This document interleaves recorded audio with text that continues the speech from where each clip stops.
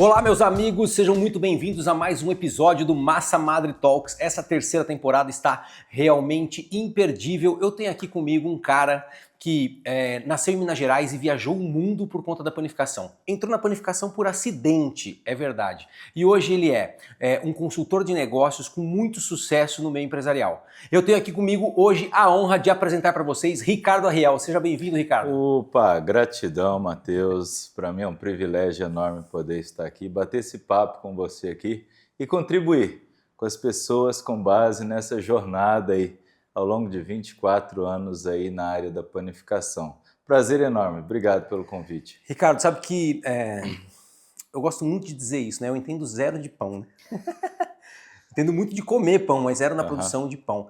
E você é um cara que transcende a história da panificação hoje e fala muito de negócio, da construção de dividendos, né? Assim, de empresas que realmente pagam dividendos. Então você olha para a panificação como um formato de business.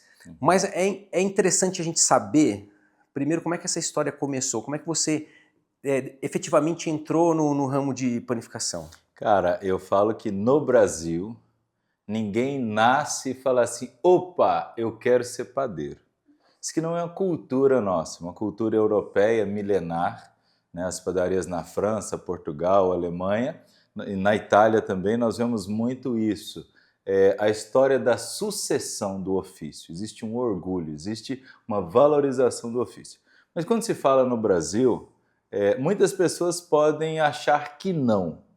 Mas é uma grande verdade que ainda a panificação ela é vista por muitos como uma subprofissão. Essa é uma realidade.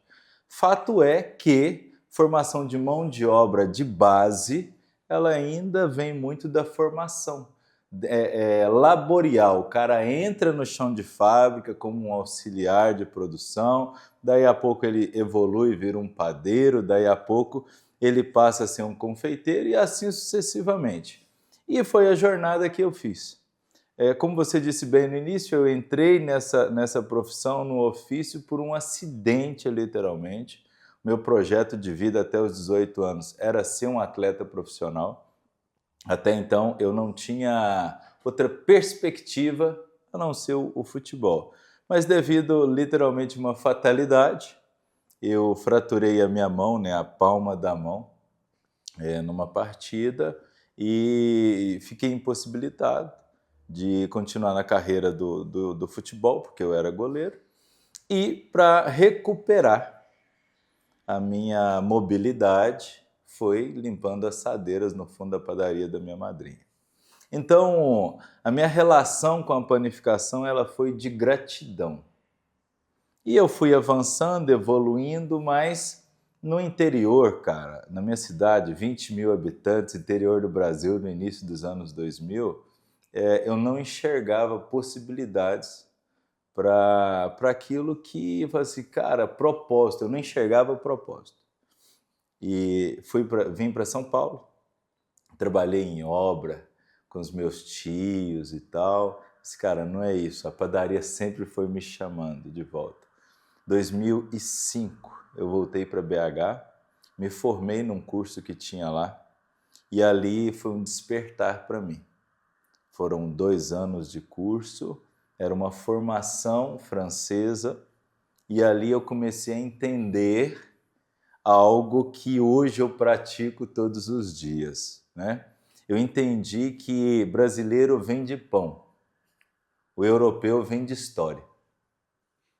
Então, quando aquilo ficou muito claro para mim, eu falei assim, cara, se eu quero ser alguém que tenha minha vida transformada verdadeiramente trabalhando nesse ambiente, eu vou precisar estar em uma outra posição. Então, desde lá de trás, eu já venho me dedicando muito a estudar sobre pessoas, sobre negócios e tive sempre essa inclinação de trabalhar em padaria. Depois eu fui para a área técnica, trabalhei em grandes distribuidores e nisso eu tive uma oportunidade de conhecer muitas pessoas e pessoas que tiveram a vida transformada mexendo com pão e não entendia nada de pão. Cara, Isso é muito interessante, né? Recentemente nós conversamos com o Johannes, que é seu amigo, inclusive. Uhum. E aí eu falo para ele assim, pô, Johannes, eu olho e vejo pão, você vê um monte de outras coisas, né? E você também, você vê um monte de outras coisas, que na verdade o pão é um meio, né? É o Exatamente meio isso. pelo qual ele, o Johannes usa muito uma frase, ele usou uma colocação que o pão é a família se junta em volta da mesa, em volta de um pão, Uhum. e aquilo transforma o ambiente, né? Uhum. Eu costumo dizer o seguinte, que mesa cura. Sim, Tudo acontece em volta de uma mesa. exatamente As isso. grandes celebrações, as grandes conquistas, grandes negócios são eternizados em volta de uma mesa. Muito legal. Antes da gente adiantar um pouco, lá em 2005, você então começou como auxiliar antes de Comecei a 2005? auxiliar no início dos anos 2000, Certo, 2002, certo. 2002, 2003, até 2004 eu Aham, trabalhei como padeiro. E aí, 2004. 2004. Então, teve um gap aqui de um ano em que eu ficava andando para um lado para o outro, porque eu não queria, cara.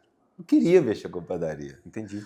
E é a realidade, entendeu? É Eu não muito tenho esse engra- negócio assim, eu queria ser padeiro. Pô, isso para Não, é. mim não cola. Tudo bem, hoje pode ser que algumas pessoas tenham esse desejo. Eu Sim, não tinha, e tudo bem.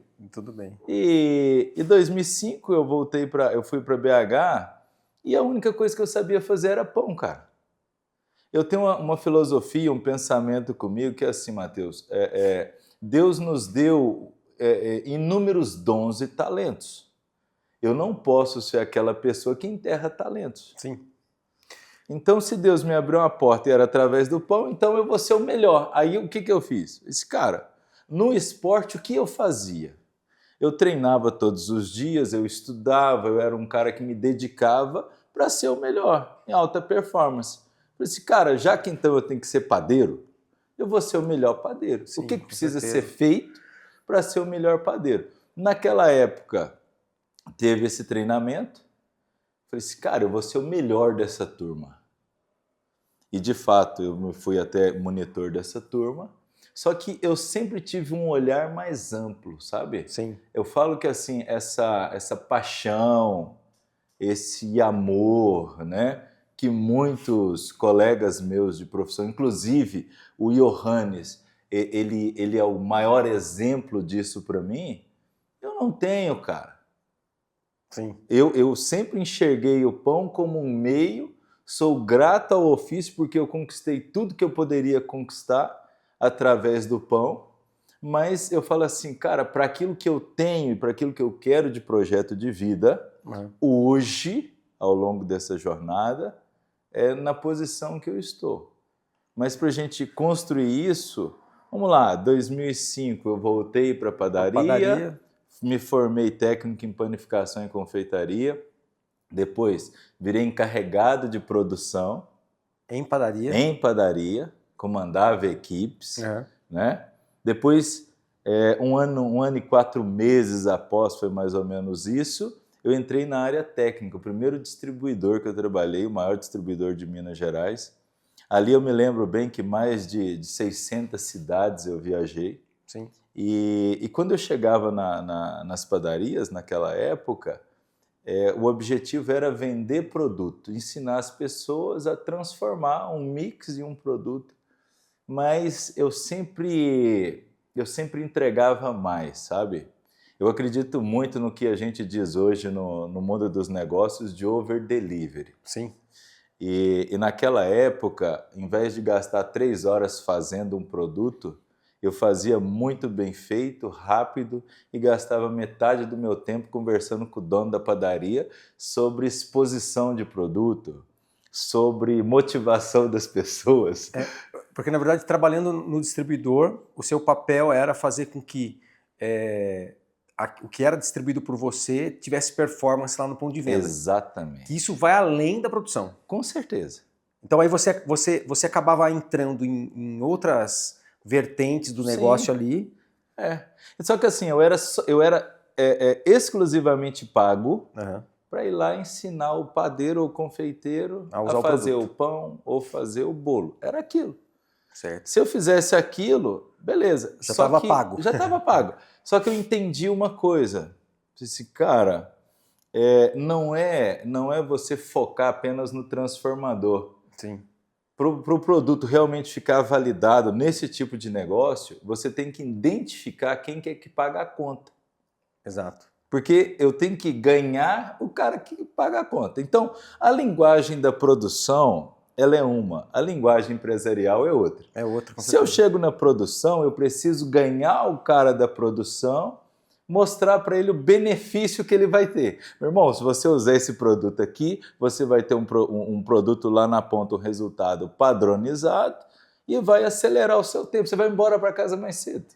A cabeça dele é essa. Performance. É o que ele quer. Performance. O dono, ele quer ver lucro. Isso. O que eu vou ganhar com isso aqui? Exato. Entendeu? Então, assim, só que eu matei isso muito cedo. Performance de produção na utilização dos produtos e performance financeira monetizando aquilo que foi produzido. Monetizando aquilo. Então, por exemplo, cara, eu comecei a ter muito resultado nos atendimentos que eu fazia por ser um cara que tinha uma visão diferente de negócio. Aí você ficou... você chegou a trabalhar em umas multinacionais, né, por exemplo. Você ficou um tempo lá... Prestando serviço, Você ficou lá em Minas um tempo? Fiquei um tempo em Minas e depois eu fui para Brasília iniciar um grande projeto, primeiro projeto meu, assim que eu falo, disruptivo. Foi num distribuidor em Brasília em 2008, que era... O distribuidor de Minas era o maior distribuidor na época, um dos maiores da Puratos. Grande parte da minha formação de base, daquilo que eu acredito, de marketing, de vendas, de apresentação de produtos, é da primeira formação da geração de Puratos, início dos anos 2000. Sou muito grato à marca por isso. E eles me abriram esta porta em Brasília. Através deles, naquela época...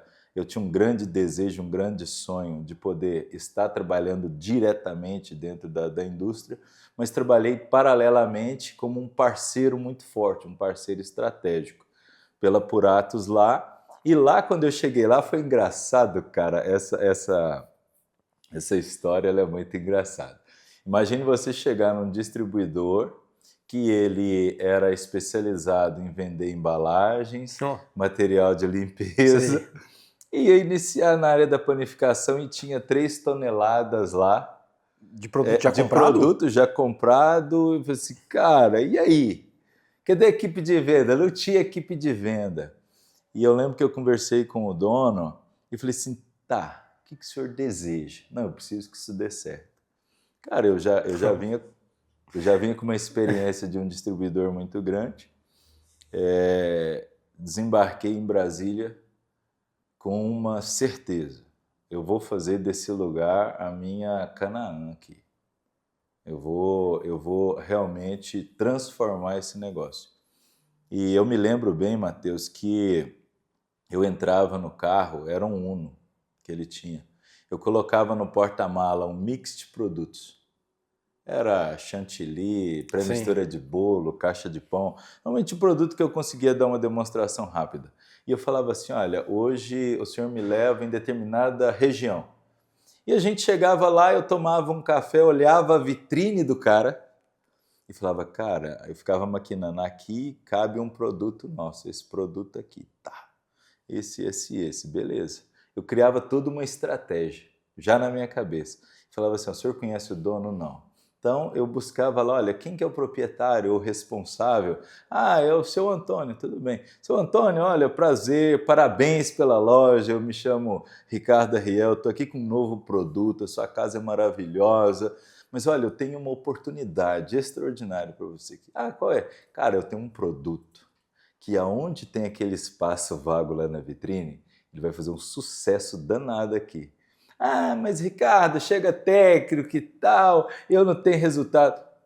Eu preciso apenas de uma oportunidade do senhor. O senhor me dá essa oportunidade? Então, assim, cara, eu ia lá no carro, pegava o produto, bicho, pegava o produto e em meia hora, eu tinha um produto chamado Satin Creme Cake na época, eu fazia um bolo, mas eu fazia um bolo diferente do que ele tinha lá. Sim. Um sabor diferente, uma apresentação diferente, dava para ele experimentar e eu vendia aquela ideia para ele. E eu sempre fui um cara bom de relacionamento, então eu já ganhava a galera da produção. Eu falei, Ricardo, como eu posso conhecer mais? Olha, o senhor compra esse mix aqui. Amanhã eu estou aqui, o senhor compra esse mix, amanhã eu estou aqui. Cara, e assim eu fui fazendo. Durante 3 meses... De porta em porta. De porta em porta, meu irmão. De porta em porta. Que era o que tinha. Era o que tinha, eu não tinha uma equipe, eu não tinha nada. A equipe era eu, pô. E aí, cara, nesse momento eu entendi uma coisa muito grande.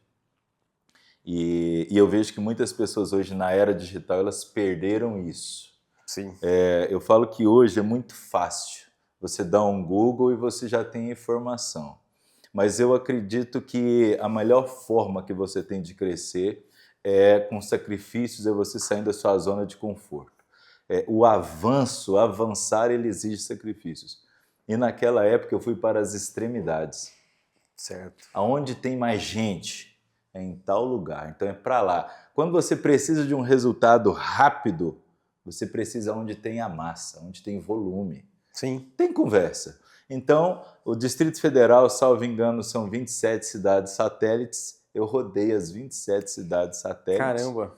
Vendendo produtos. Nós saímos ali de -3 positivos e fomos até entre 2009 a janeiro de 2011, que foi quando eu saí, né? Não, janeiro de 2010, porque 2011 eu fui para o Rio. Nós atingimos ali 85, 89 tons numa área compartilhada, número que nunca tinha acontecido naquela região. Clientes... Do 0 a 89 toneladas. Exatamente. Em um ano. Uma equipe de 25 pessoas treinadas, vendedores treinados, 5 técnicos atuando em todo o Distrito Federal. E ali, para mim, foi um case que me transformou num cara diferente. Só que eu me cansei, cara, porque eu entendi uma coisa, que você pode fazer um trabalho extraordinário num distribuidor, existe um teto, e você sempre vai ser visto como o líder dos técnicos ou gerente dos vendedores. Eu falei assim, cara, eu não quero isso para mim mais. 2011, cara, eu falei assim, cara, eu não quero ser mais conhecido como o cara da empresa tal. Eu falei, não, quero ser Ricardo Arriel. E aí eu queria trabalhar com franceses, eu não tive a oportunidade antes de ir para a França, mas eu queria entender como um francês entende de pão. O que é um como pão ele com francês? via o pão, na verdade. E aí eu tive essa oportunidade, em 2011, eu fui chefe de chocolataria da primeira loja especializada em macarrons no Brasil, chamava Paradis, Nossa Senhora de Copacabana, 776, de esquina com a Santa Clara. Lugar ruim. Lugar ruim, atrás do Copacabana Palace. 2 franceses, uma loja compacta. Sim. Uma loja muito compacta. E ali, Matheus, eu realmente imergi nessa visão de marketing de valor, cara. Sim. O Pierre, que era o meu patrão, ele tinha trabalhado na Dior, na França, então era um cara que tinha uma visão muito diferente, a iluminação baixa, o preto, tudo lá remetia à sofisticação, cara. Eu falei assim, cara, é isso aqui. E tinha 3 linhas de produto, macarrão, chocolate e café. Uma mesa para a pessoa sentar. Então, desde então, vamos lá, nós estamos falando aqui de 2011, cara. Eu sempre tive essa visão, eu sempre busquei isso, o mercado de valor. Quando você fala de mercado de valor, nós não estamos falando de valor monetário, né? Não. Nós estamos falando de proposta de valor, de entrega de proposta de valor. Que, nesse caso em específico, nós estamos falando de uma experiência superior. Exatamente. Então, quando você fala mercado de valor, é um mercado de experiência superior. Exatamente. Aquela experiência que está acima da média. Vamos lá, para a gente contextualizar isso. Existe uma visão que a gente precisa deixar muito clara. Existe a visão de comerciante e a visão empresarial. Sim. Comerciante é base de troca. A cabeça do cara é preço. A maioria, cara, dos panificadores hoje, ele visa preço. Só que uma coisa que eu aprendi ao longo da minha jornada, enquanto você estiver lutando apenas no mercado de preço, você não fideliza cliente. Simples assim, essa é a realidade. Qualquer um que te der uma oferta mais barata, você vai. O mercado de geração de valor, ele é o oposto. Significa que o empilhamento emocional, o empilhamento de serviço que você agrega àquele produto, ele passa a ser 10 vezes mais relevante que o preço. A relação, ela deixa de ser numérica para ser emocional. Muito bem. Quando o cara entende isso aqui, é a virada de chave do cara, pô. Então você deixa de precisar de 400 itens no seu mix para fazer um volume. Às vezes o cara precisa de 400 itens para vender 400 mil reais ou 500 mil. Mas beleza. Hoje o meu negócio tem 64 itens, e eu já acho que é muito, e nós temos esse faturamento médio mês. Entendeu? Assim, agora, o cara precisa pagar o preço para construir isso. Essa é uma relação muito importante, porque, na verdade, isso tem a ver mais com atender uma necessidade do cliente do que atender uma necessidade do negócio. Exato. As pessoas tendem a fazer essa relação comercial de compra e venda, por quanto eu compro, o que eu transformo e o que eu vendo, e lá no fundo dá um positivo ou um negativo, que é a relação comercial convencional, ante a construir um valor agregado a determinado produto. Exato. Essa troca entre pensar no mais e no menos, ela dificilmente acontece em um cara que já está imergido lá no dia a dia e tal, e precisa pagar um boleto, e está fazendo essa relação que chega a ser, em alguns momentos até, me perdoando a palavra, promíscua, assim, né? Prostituição, vamos usar essa palavra. Exatamente, prostituição, porque aí o cara entra no Oceano Vermelho e começa a guerrear com os parceiros. Não, aí a tendência é declínio. Exato. E começa a basear o preço com base na concorrência. Tá errado. Assim,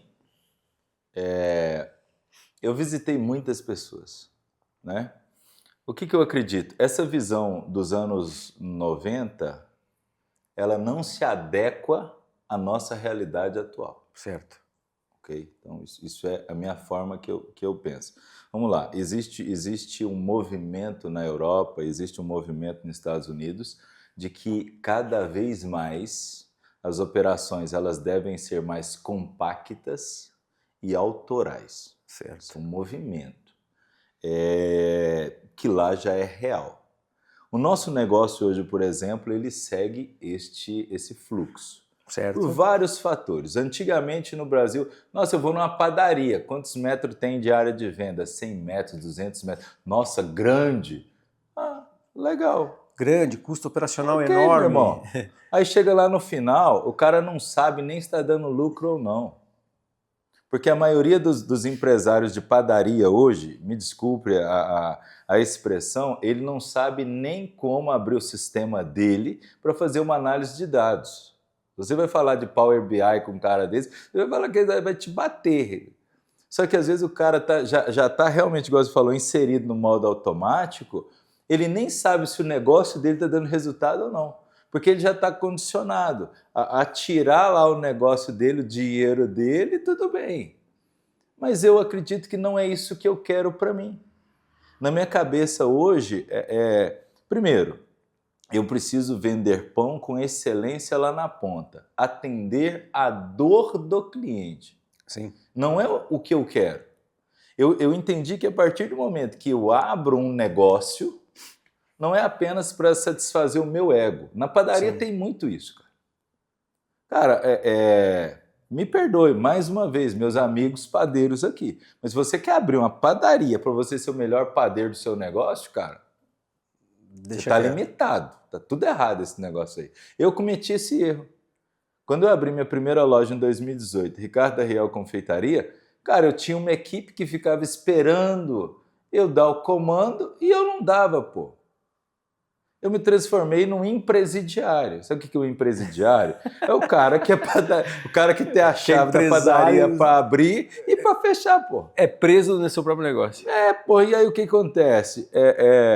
Eu estava experimentando o que é uma falência financeira, sim, quase quebrando uma empresa vendendo, e uma falência emocional com um casamento que já não era mais um casamento, era uma relação de amizade. Então, para mim, isso não tem sentido. Então, o cara, enquanto ele não entender que o negócio dele precisa ter um propósito definido, atender uma persona, uma dor específica, ele vai ficar preenchendo lacunas dentro do negócio dele, inflando a máquina financeira do negócio dele, e o resultado não vai vir. Cara, você falou, a Ricardo da Riel Confeitaria... Ela me ensinou muito. Pois é, a gente estava falando disso um pouco antes, né? Que a vitória não ensina ninguém, né? Não.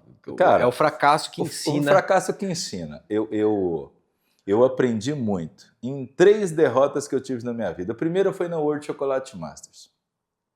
Eu cheguei lá, cara, em 2014, deslumbrado, com talento e tal. Meu amigo, ranquei um 5º lugar lá por omissão minha.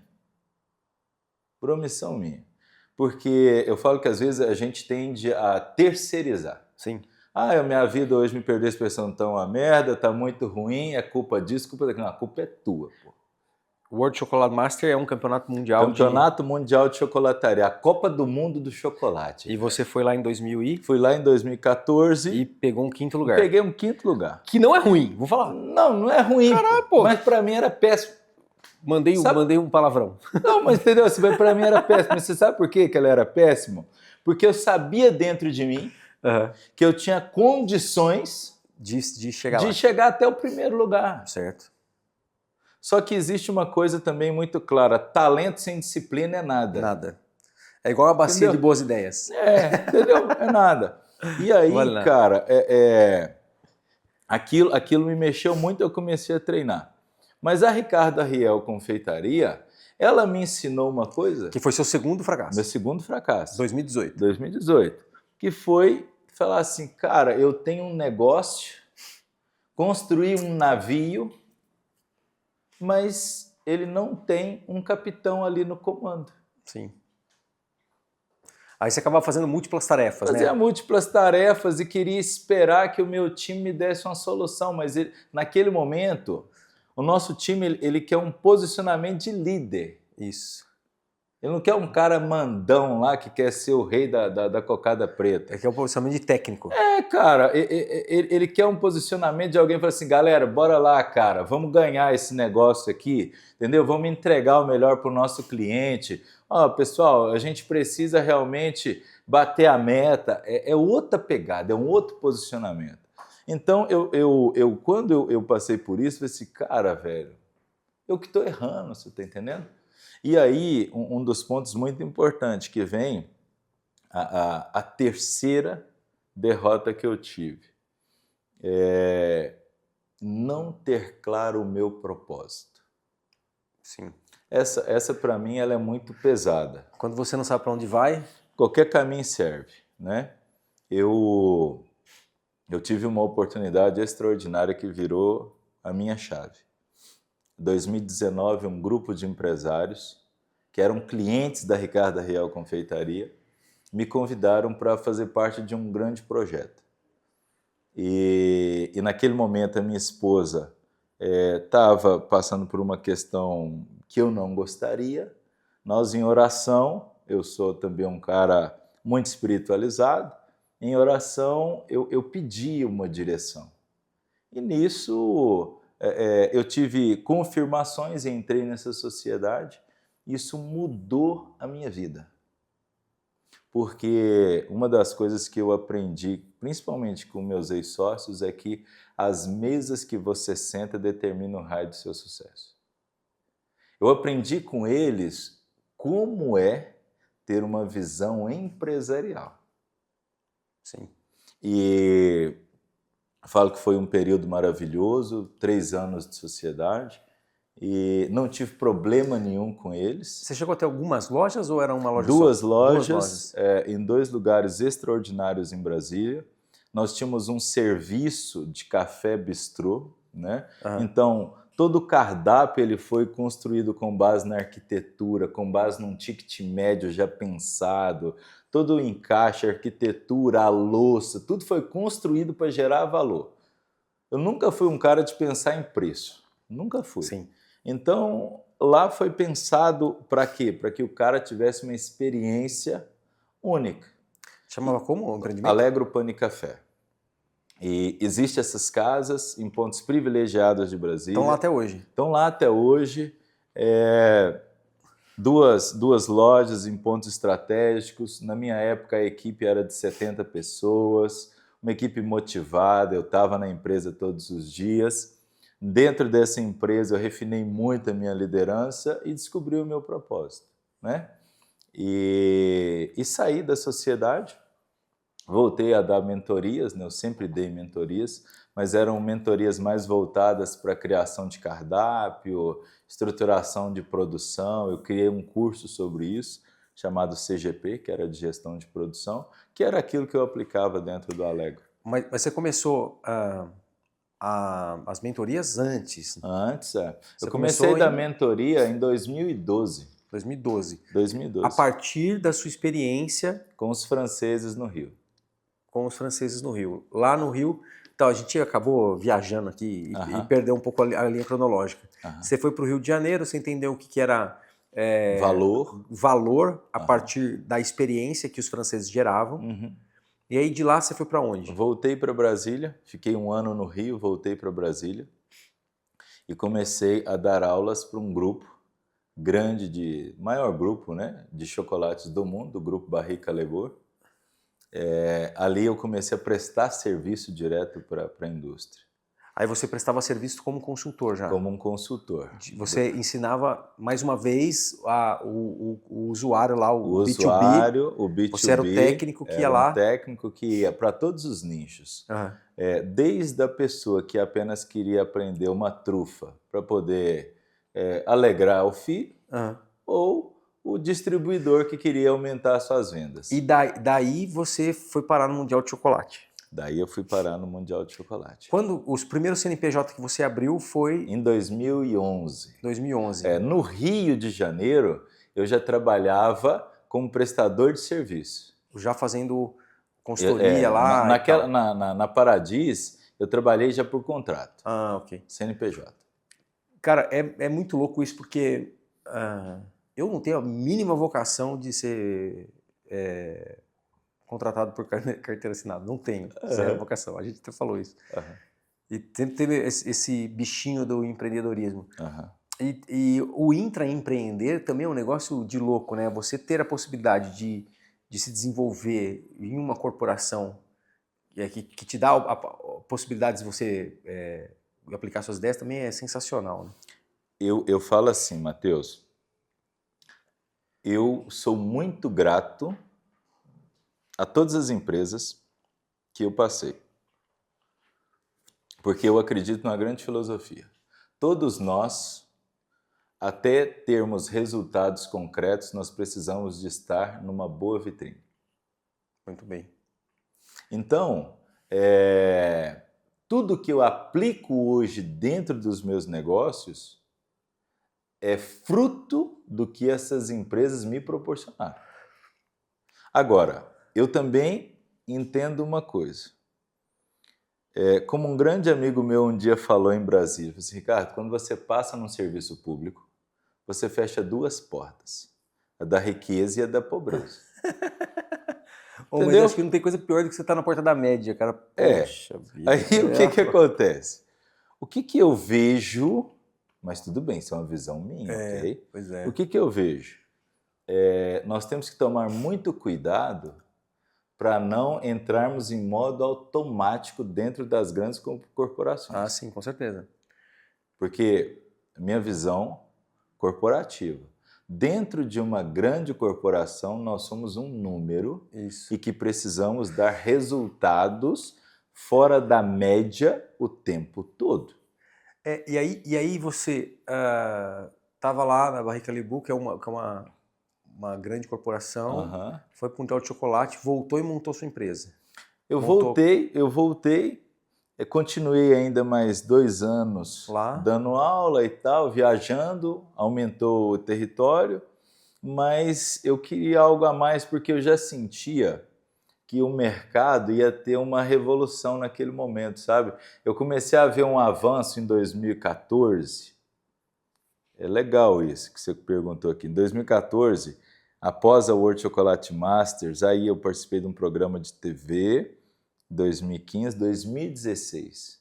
Eu comecei a ver o avanço do online naquela época. E eu falei com a minha esposa assim, né? Eu falei assim, cara, os cursos online, ele vai dar um hype, as pessoas vão esvaziar as salas, cara. Sim. E se nós não tivermos uma coisa mais palpável, vai dar ruim. A minha esposa sempre quis empreender. Esse era o sonho dela. Ter uma loja física era o sonho dela. E aí a gente começou. Falei assim, cara, então vamos montar. Vamos montar o quê? O que você sabe fazer? Pão, chocolate, doce. Pão, croissant. E aí, 2018, abril de 2018, nós abrimos a primeira loja. E com a cara e com a coragem, com apenas a experiência prática de fazer pão, mas zero experiência empresarial. De gestão. Zero. Então aí, essa loja ficou aberta há quanto tempo? 1 ano e meio. Então 2020 mais ou menos? 2020 eu já estava dentro do grupo que montou o Alegro Pão e Café. E vocês começaram a montar na pandemia? Foi na pandemia. Eu peguei o hype da pandemia. Caramba. Peguei o crescimento da pandemia. Aí vocês saíram... A gente abriu em setembro, outubro começou a ter aquela questão das pessoas não poderem sair de casa, novembro veio a pancada. Aí foi um master, na verdade, de gestão, né? Porque meu amigo, cara, era dinheiro em abundância sem payback ali, né? E assim, eu falo que gerir uma empresa com dinheiro em caixa é muito fácil. Quero ver você aprender a gerir uma empresa com um caixa zerado ou um caixa muito curto. Cara, na pandemia... Na pandemia foi aonde eu aprendi muito, cara. Tem uma frase do Warren Buffett que fala que você vai ficar rico depois da terceira falência, né? Eu também já falei 3 vezes, eu tô no caminho da riqueza, segundo o Warren Buffett. E realmente, cara, nessas jornadas aí de você tomar esses pedalas da vida que você vai aprendendo. E aí, onde você acha ali, nesse meio de carreira, foi que você se tornou o grande mentor de negócios que você é hoje? Assim? Que quando você falou, eu vou ensinar então as pessoas, e aí você começou a estudar mais, aprofundar mais e a transmitir esse... Você tem uma ideia de quantas mentorias você já fez? Quantas pessoas você já... Eu perdi as contas, porque foram muitas, né?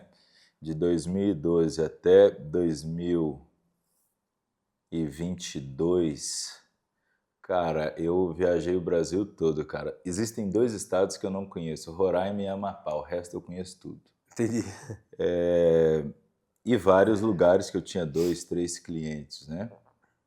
Mas eu perdi essas contas, mas vamos dizer que foram muitas pessoas e todas elas, a sua grande maioria, tiveram resultados extraordinários e muitas estão até hoje. Sim.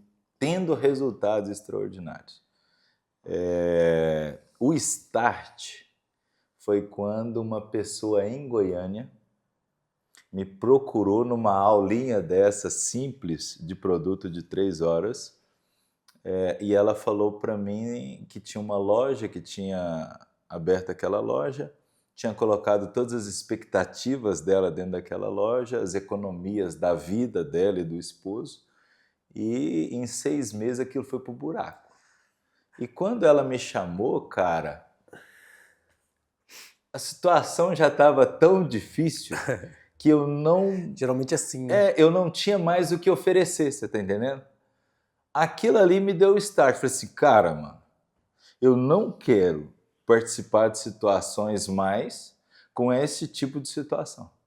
Só que eu também entendi uma coisa, a partir do momento que eu decidi que eu queria ensinar as pessoas sobre gestão, eu sabia que era uma dor muito grande que eu ia lidar na maioria das pessoas, porque todo mundo geralmente tem o ego inflado. Sim. O cara está doente, mas ele não reconhece que ele está doente. Ele quer se medicar. Ele não reconhece que o problema ele não reconhece que o problema é ele. Então, foi essa virada de chave. Vamos lá para um insight muito importante. Eu já passei por isso. Na terceira vez que eu fali, foi também na pandemia. Uhum. E aí tem parafraseando Einstein agora, que fala, se você quer um resultado diferente, não faça a mesma coisa. Então, fui entender qual que era o meu comportamento, no caso ali, que prejudicava o desenvolvimento do meu negócio. Então, eu tinha manias, eu tinha permissões que eu me dava, tinha negociações que eu fazia comigo mesmo. Falei, tem que fazer assim, mas como sou eu comigo mesmo, eu vou fazer assado. Isso geralmente dá errado, né? Geralmente dá errado. Então, você empresário, para executar muito bem o seu negócio, presta atenção, deixa o ego de fora. Essa é a primeira coisa. Tem uma banda de rock, a gente estava falando de música um pouco antes aqui de começar, que chama, brasileira, a banda está ganhando cenário mundial agora, chama Ego Kills the Talent, que é o ego mata o talento. Então é mais ou menos por aí. Ricardo, dentro dessa história, então vamos lá, você chegou lá na minha padaria e eu sou o padeiro das estrelas, certo? E estou indo pro buraco, levando essa linha do ego. Como é que funciona a sua abordagem? Como é que você chega lá? Qual tipo de... para onde está seu olhar primeiro? Qual tipo de abordagem que você faz com esse cara?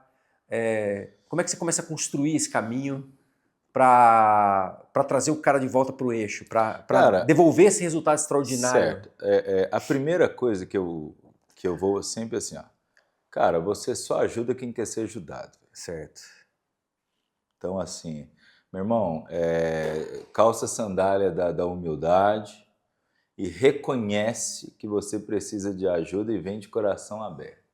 Isso é a primeira coisa. Então, para mim, assim, cara, seus títulos, seus prêmios, para mim... Não põe dinheiro em caixa. Cara, não tem. Bicho, assim, no jogo mesmo, assim, na real, é a última linha, velho. Exato. Da DRE. É a última linha. Acabou, não tem conversa. Se é mais ou se é menos. Não, pô, não interessa a cor da sua doma, não interessa nada disso. Interessa como é que tá lá. E aí, cara, vamos lá, o cara tá numa necessidade, ele me procura, a primeira coisa que eu vou propor para ele antes de tratar o seu negócio, nós precisamos tratar você. Porque o que eu descobri na minha jornada é que a mentalidade de um vencedor, ela é construída de dentro para fora. Certo. Não adianta você ser um fracassado dentro de você, não conseguir governar suas próprias emoções, seus impulsos, igual você colocou, que você não vai governar ninguém. Exato. Não dá. Então, assim, o meu pão é bonito. Pô, não é o teu pão, é a tua equipe, pô. Sim. Quem toca o negócio é a equipe. Então, o cara precisa... Primeira coisa, pô, eu preciso tratar dentro de mim. Quem eu sou? O que eu quero verdadeiramente? Qual é o meu propósito? Qual é o meu propósito? Será que eu abri uma empresa para mim fazer dela a minha brinquedoteca?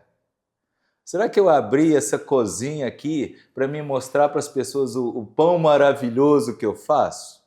Né? Ok, irmão. Se é isso que você abriu, então faça disso um hobby.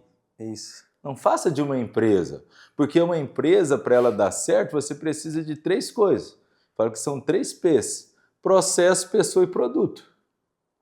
Então, quer ser um empresário bem-sucedido? Primeiro, você vai ter que curar suas feridas, você vai ter que desenvolver uma mentalidade empresarial, você vai ter que aprender a gostar de pessoas, aprender a não ser amado e a construir uma coisa chamada ser respeitado. A liderança é solitária. Liderança solitária. O pico mais alto é o mais frio, né? Exatamente. Né? Você não vai ser amado. Às vezes seus amigos vão se afastar de você, tudo bem. e se apegue no seu propósito. Eu vou acrescentar um outro P aí. Uhum. Processo, Pessoas, produto, para você ter performance. performance. É isso aí. Porque no fundo, o que vale é performance. O que vai manter o negócio operando é performance. É isso aí. Se você tiver pessoas legais sem processo, não vai dar nada. Não resolve nada. Se você tiver um produto legal sem pessoas, não vai dar nada. Exato. Então, essa tríade é que vai construir. O resultado é performance. E pode ser uma performance de equipe, pode ser uma performance em qualidade de produto, pode ser uma performance em numérica, financeiramente falando. Exato. Cara, é interessante assim, Matheus. Veja bem, nós no Brasil, a grande maioria dos empreendedores, vamos pegar agora, nova geração de 2000 para cá, de 2010 para cá que montaram negócios, eu conheço inúmeros profissionais excelentes, 10 vezes melhor do que eu. Sim. Fazendo um produto na mesa. Os caras são artistas, cara. Poderia aqui enumerar 10 nomes, mas seria muito ruim para mim falar isso, porque eu poderia deixar alguém extraordinário de fora. Sem justo. Prefiro não falar. Mas tem uma coisa. Todos esses caras, a grande maioria, não conseguiram sustentar o seu negócio. Por quê? Porque eles são artistas. E um erro que eu cometi lá atrás, seu pilar, seu eixo central do meu negócio. Então esse para mim ele é um problema. Agora eu aprendi isso sentando em outras mesas. Eu aprendi que, cara, eu preciso desenvolver pessoas, eu preciso entregar todo o meu conhecimento para aquelas pessoas. Cara, e hoje eu vou te ser bem sincero, Matheus. Cara, eu tenho padeiro lá, cara, que faz um pão 10 vezes melhor do que eu. E tudo bem. Por quê? O que acontece? Cara, eu preciso entender assim, qual que é o meu papel hoje dentro da organização. Então, Ricardo, só para a gente amarrar esse pensamento. Você dentro da sua consultoria, da sua mentoria, na verdade, você ensina a como o empresário descobrir o seu próprio propósito naquela história.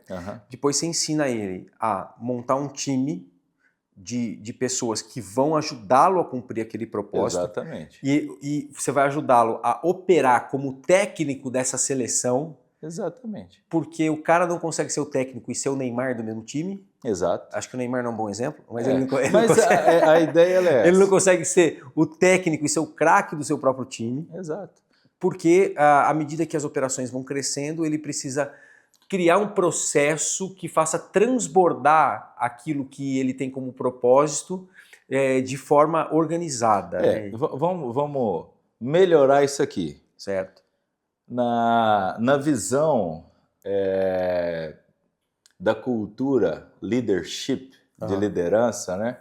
Existe um termo que o americano ele usa muito, que é a big picture, que é a grande visão. Ok. Então, observe lá, vamos dividir essa esfera. Nós temos a esfera operacional, que é o fabril, nós temos aqui o tático, que é um gerenciamento, e temos o estratégico. Quem tem a visão privilegiada é quem está na base da operação ou quem está aqui no cume? É o cara que está no cume. Exato. Então, o movimento que eu me proponho para as pessoas que me procuram é fazer esse movimento. Não é dizer assim, eu quero uma empresa autogerenciável, você sai da tua empresa. Não é isso. É você estar lá dentro da tua empresa, mas ter o quê? A big picture. Entender o seguinte, em qual setor a minha equipe precisa mais de mim hoje? Sim. Porque você não pode operar uma empresa fazendo uma coisa específica única. É muito difícil, Matheus, para um cara que é técnico e que teve muita dificuldade para conquistar o seu conhecimento, entender isso que eu estou falando. Sim.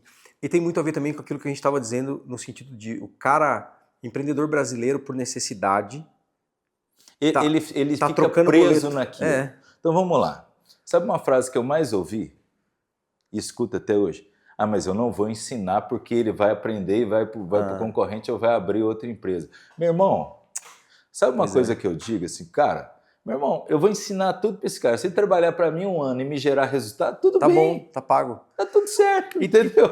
E também tem muito Mas é uma visão racional, né? Hoje. Não, e também tem muito daquilo que não é o que o cara faz, né? Porque o que ele faz, no fundo, é pão.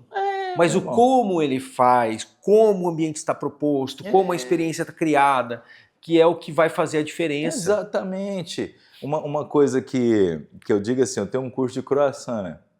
Aí os caras falam assim, caramba, eu vou fazer croissant. Tá, meu irmão, tu vai colocar o croissant no meio de uma vitrine onde ela não foi pensada para gerar valor? É um produto a mais. E aí, para a gente fechar esse processo todo, você também ensina sobre gestão de estoque, Gestão de estoque, gestão de produção, um RH, como construir essa base do RH. vendas e marketing. Vendas e marketing. E o melhor de tudo, eu vivo isso todos os dias, eu tenho uma empresa aberta. Tudo que eu compartilho com as pessoas é os erros e os acertos que eu tenho dentro da minha empresa. Essa nova empresa sua Line Bakery. Line Bakery tem 2 anos. 2 anos. Faz 2 anos agora no próximo mês. Eu e a minha esposa, nós criamos um negócio pensado num presente futuro, que é uma operação compacta, enxuta, onde a jornada do cliente envolve 10 passos do cliente, literalmente. A minha área de venda tem 4 metros quadrados, né, onde o cliente flutua, é muito rápido. Nós optamos em não ter um serviço de mesa, nós fomos agora obrigados pelo próprio cliente a ter algumas mesas lá, mas o negócio originalmente pensado não foi para isso. Nós temos 92% do nosso faturamento, venda de pão, balcão. Nós temos cerca ali de 2 até 4% de revenda e o restante ali é delivery. Então, Line Bakery, a empresa onde você aplicou todas as suas estratégias. Tudo. 2 anos de faturamento. Quantos corações você vende por mês? Em média, entre 4 a 5 mil unidades. Balcão. Isso tradicional, fora as variações. Faturamento estimado para esse ano? Cara, ano passado nós fechamos com 4 milhões e meio. O objetivo agora é a gente subir aí para 5,5, sem ser muito audacioso. Tá? Quantos funcionários você tem? Hoje nós temos 26 funcionários. Quando a gente parte para essa filosofia, nós estamos aí com o CMO nosso em torno de 17%, CMV sempre em torno de 35%. Aí se passa um pouquinho eu brigo. Meu amigo, então é o seguinte, se você quer sair do 0 aos 5 milhões de faturamento em 2 anos com 20 funcionários vendendo quantos croissants? Em torno de entre 4 mil a 5 mil croissants. 5 mil croissants por mês, você pode comprar o curso deste homem, Ricardo Arriel, na plataforma do Massa Madre. Nós temos aí o curso do Ricardo disponível, você pode entrar lá e se inscrever, onde ele ensina todos o passo a passo de como sair do 0 a 1 milhão. Então, se eu fosse você, se eu estivesse passando por alguma dificuldade no meu negócio de panificação, eu não perderia essa chance. massamadreblog.com.br, vai lá na plataforma de cursos e contrata o curso do Ricardo agora. Ricardo, foi uma honra tê-lo aqui comigo. Assim, eu já tinha ouvido falar de você, mas estar com você é muito melhor do que eu imaginava. Assim, trocamos muito ao longo desse tempo que a gente está aqui gravando curso, gravando podcast, almoçando, falando um pouco da vida, falamos de espiritualidade, de negócio, falamos de bastante coisa. Então, meu amigo, eu queria que você deixasse aí um recado final para esse pessoal que está assistindo a gente.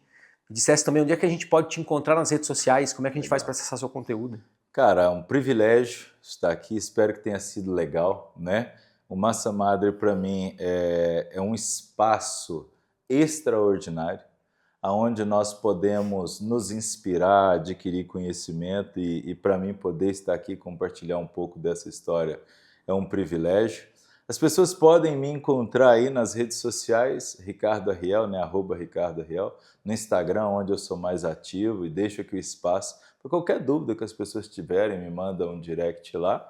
Cara, e eu acredito que o que eu posso deixar de ensinamento é que o nível da sua preparação determina o raio do seu sucesso. Não tem como você subir de nível se você não estiver preparado, né? Então, na minha cabeça, hoje, para você que abriu um negócio e quer realmente obter resultados extraordinários, você vai ter que desenvolver as hard skills, né? Então, assim, as soft skills, que são as suas habilidades primárias, elas te trouxeram até aqui. Sim. As hard skills irão te colocar no próximo nível, e se você deseja realmente ser uma pessoa que desfrute da vida, que realmente impacte mais pessoas, a primeira pessoa que precisa ser impactada pelo seu pensamento é você mesmo. Então, o nível da sua preparação determina o raio do seu sucesso. E foi isso aí, mais um episódio muito bacana do Massa Madre Blog. Gente, muito obrigado, até a próxima. Eu sou o Matheus Greco. Tchau!